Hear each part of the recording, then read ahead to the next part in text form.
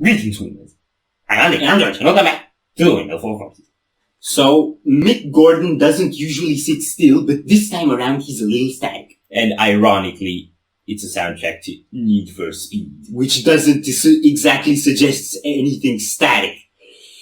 Okay, so we were really excited about this one because we're more up the racing games alley as far as gaming is concerned, and we didn't check out any racing gaming soundtrack, but apparently Mick Gordon has one. And this is from Need for Speed World, which is a Need for Speed that I actually didn't play. We played some of the older stuff, everything from like Underground to Most Wanted 2, and maybe some after that, but not much of the most recent stuff. So I'm curious what this is going to be like and whether it's going to have police sirens in it. We have police. Honestly, my inner 12-year-old is just getting so giddy here because probably needy as well, actually. Because Need for Speed is like probably my go-to choice for gaming. So, are you ready? No.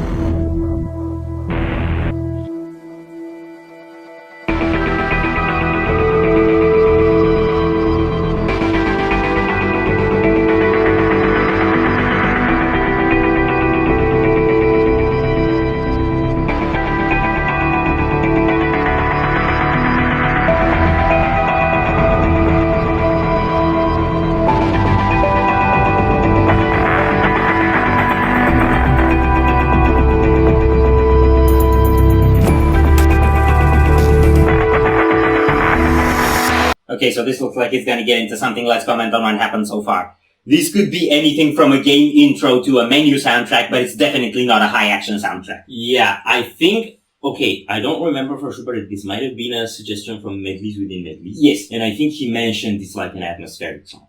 And it's cool to hear that from Mick Gordon, because most of the time all he's done was spread our brains all over the place. Yeah. So it's cool to actually have him help us pick them up together for a change. Yeah, it's got a bit of cinematic vibe. It's got a bit of travel vibe almost.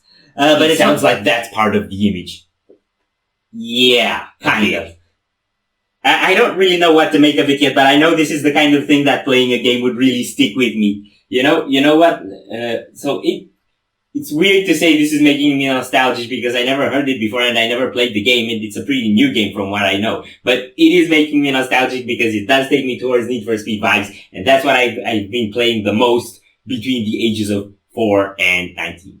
I don't think it's that much of a new game because we're looking at a Lamborghini Gallardo Superleggera and the Nissan 370Z and the Police Dodge Charger, and I believe that one in the back is a Porsche 911 GT3. Yes, the only thing is these are older generation cars, especially the Lambo. And I think the Dodge too. I think they may have done a new one for that one. So I'm pretty sure the most recent Need for Speeds don't have that anymore, so this probably isn't that recent. I don't know when the game came out. You know what all the sound effects sound like to me? Do you know what it's like when there's like some loading screen for like a more important race or a mission or whatever in the Need for Speed, and it's like some background noise and then you can hear like someone's car keys or engine turn up or that kind of stuff? That's the vibe I'm getting from the sound effects. We go.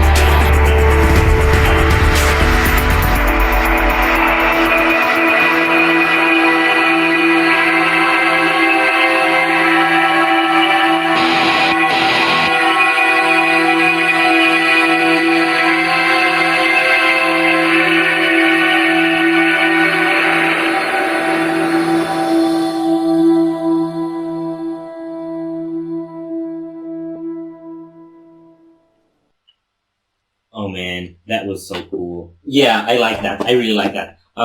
It changed, well, it didn't really change up the song, but it changed up the constituent elements of the song towards the end. Constituent elements. Constituent elements. Feeling fancy and smug, are we? Let's talk about the song. Let's talk about the song. I think that may have been guitars. Yes. We got a bit of driven guitars despite it being rather atmospheric, and that was cool. Mm-hmm. It may have been Mick Gordon doing his regular "I'm gonna put guitars where I'm not supposed to put guitars" thing. That's a good thing. That's a good thing, and it's a thing that's very typical to Mick Gordon, and we do admire that. You know, if metal ever does die, like some idiots say, snippets of stuff like this, peeked here and there, will be the spark that shall bring it back to life. Yes. But metal isn't dying. Metal is everywhere. Yeah. Metal is the alpha, it's the omega, it's the universe itself. But back to atmospheric soundtracks.